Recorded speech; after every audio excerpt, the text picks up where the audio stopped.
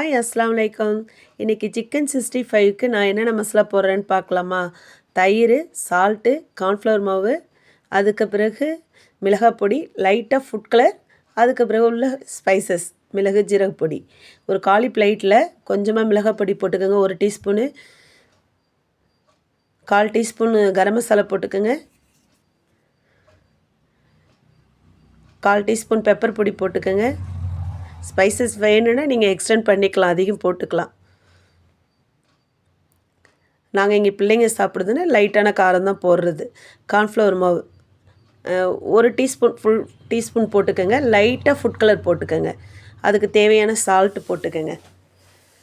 நான் 1/2 கேஜிக்குள்ளது அளவு சொல்கிறேன் நான். தயிர் 2 குழிக்கரண்டி நான் வச்சுருக்கேன்ல, அந்த சின்ன குழிக்கரண்டியில் 2 குழிக்கரண்டி போட்டுக்கோங்க.